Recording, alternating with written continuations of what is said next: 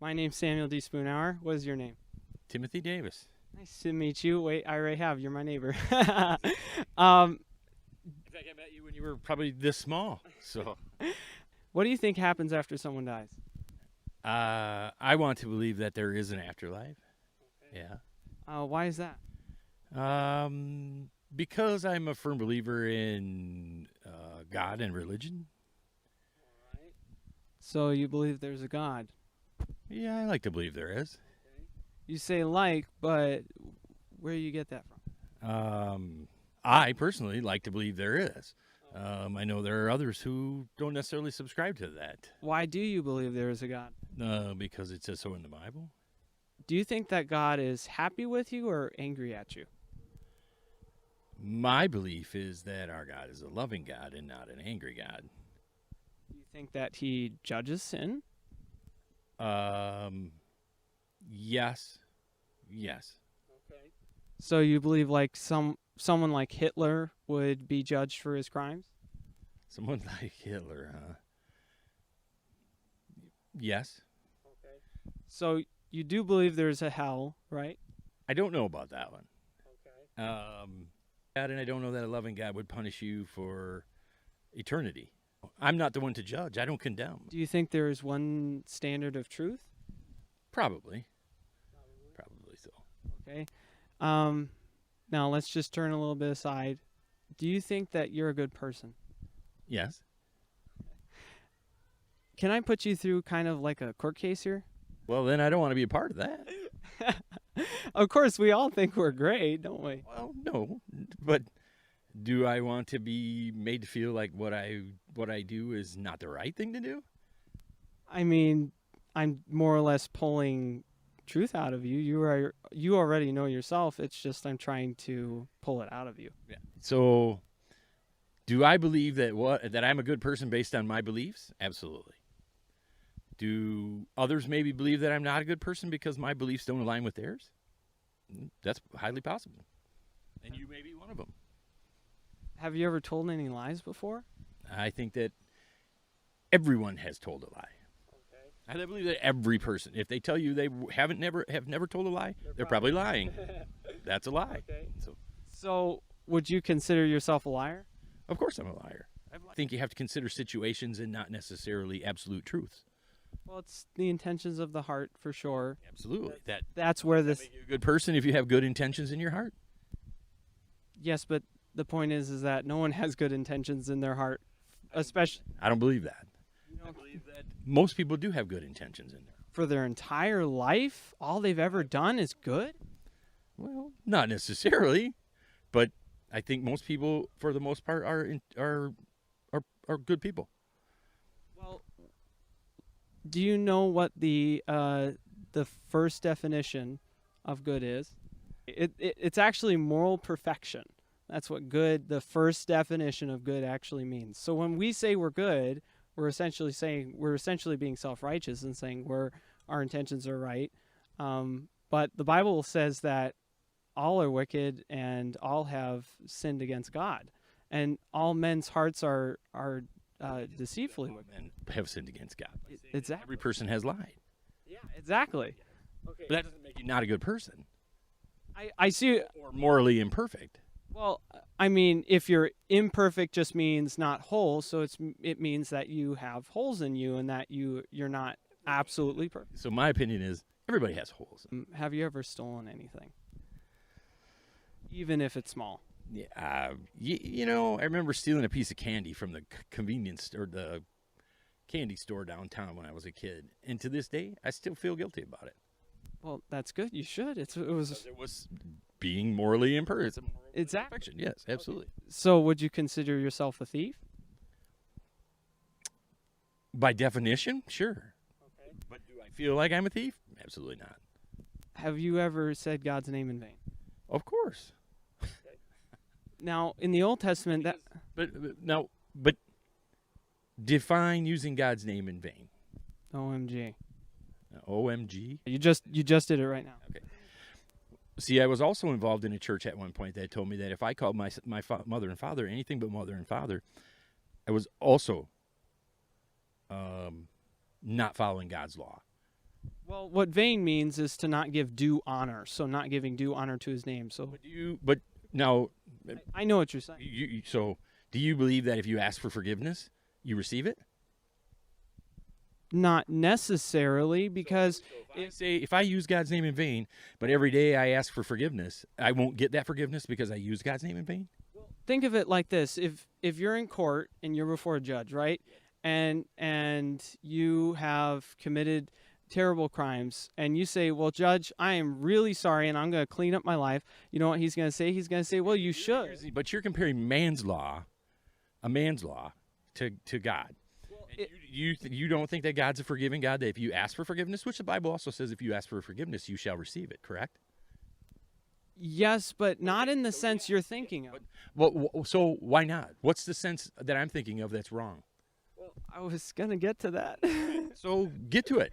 Explain to me why, if I say, oh, here's my other thing about the Bible, okay? And you're not going to like this, but I think you can find anything in the Bible that you need to support your argument. It happens all the time. Yeah, it's called misinterpretation. What happens when you take things out of context. From who? From your side or my side? I'm trying to say it's what happens when you take things out of context and you don't read the whole Bible. When you just take a verse and just say it means this. And it happens all the time, doesn't it? Well, certainly, especially you take it as a whole, but this is where it becomes a bit hard in especially understanding like the King James Version, because that's still in Elizabethan English. The Bible even says there are forces working against the truth of God's word. I mean, if you were Satan, wouldn't you really want people to hear the good news of the gospel?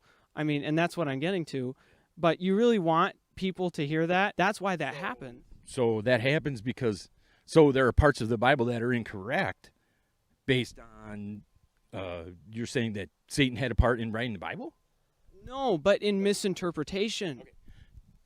But he's a spiritual being. He can affect our mind. So misinterpretation by which party? I didn't say you can't be forgiven. I didn't say anything like that. I didn't say that you won't be forgiven. You're not gonna like my argument, because I'm going to argue. I'm going to debate with you on all. No, that's fine. That's a great interview. I enjoy it. I really do. I really do appreciate you talking to me. There are different interpretations of the Bible. I wanted to tell you this. There is something that God has given us that tells us if things are right or wrong. Because you said you still feel guilty about some candy you stole years ago. And you know why? Because God's given you what's called a conscience.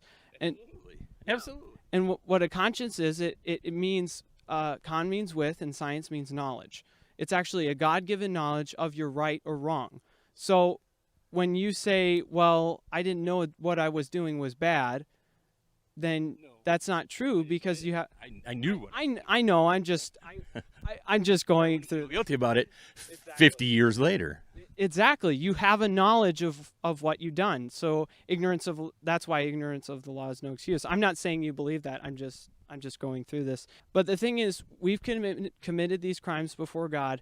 And the thing is, if we are to stand before God today, and if he judges us justly by the 10 Commandments, we would end up in hell. We would be guilty, and we would end up in hell, because the Bible says that God tries the heart. He knows the hearts. He knows the intentions. And it says that all liars have their part in the lake of fire. No thief, no blasphemer, no adulterer will inherit the kingdom of God. But, there is a but. God provided a way so guilty sinners wouldn't have to go to hell, while him still being just. Because God will always be just, but he provided a way so we wouldn't have to go to hell. That was Jesus Christ. When Jesus Christ came onto this earth, he lived a perfect life, and he died on the cross for our sins. And many of us, we've heard that 1,000 times, but many people don't know this. The 10 Commandments are called the moral law. You and I broke God's law, but Jesus Christ paid the fine. That's what happened on that cross. Do you know 3 very famous words he said right before he died? Like the very last one. No, you're going to tell me, though. He said, "It is finished." And what he meant, what he meant by that is the debt has been paid.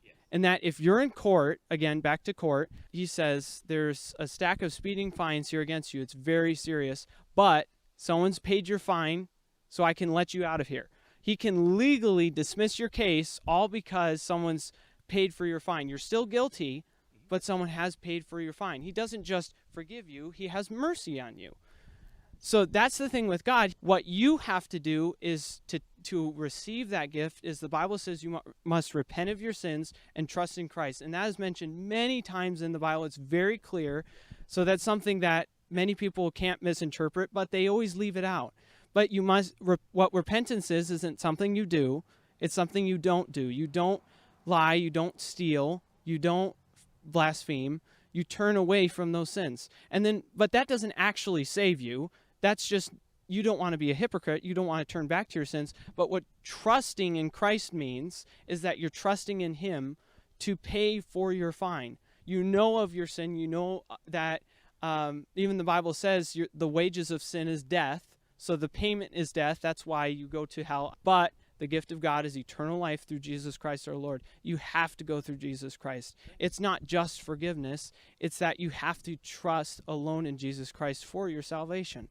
And once you do that, you have God's promise that he'll give you a new heart and new desires. When I was 7 years old and I trusted in Christ and I understood all of what I did, I trusted in Christ for my Savior, and he gave me a new heart and a new mind. I had lied a few days before, and I felt so terrible for it. I wanted to turn from that. And ever since then, every time I sin, I want to do my best to turn away from that and get away from that as far as possible. You know what I'm saying? It's not just, repentance isn't just something I have to really try hard for. It comes naturally to me now. I actually want to go to church, not because my parents tell me to, but because I desire it. I want to go to the God that has saved me from my sins. So I know 100% that when I die, I'm going to heaven. And I want you to know that too. That's why I'm out here. Everyone dies, and I know for a fact everyone will be judged by God one way or another, but I don't want you to go to hell. I want you to know 100% for sure you're going to heaven when you die. Of course, because I care about you, and I've known you as a neighbor for so long, and I truly do care about you, and I just want you to know the truth of the gospel. So I thank you so much for listening to me. You're so gracious. And I do appreciate... Our beliefs aren't that far apart. No, I know. But I always say, believing aside, even though you don't understand it, the truth is that trusting in Christ is the ultimatum. So thank you again for listening to me. Would you be embarrassed if I prayed with you? Well, no, go right ahead. All right. Lord God, I thank you so much for letting me talk to Tim and my neighbor. I thank you that I've finally gotten the courage to talk to him. And I just ask that he would trust in Christ as his Lord and Savior, and he would understand these things for himself. Please just bless him on his way, turn him from death to life. And I ask all of these things in your name. Amen.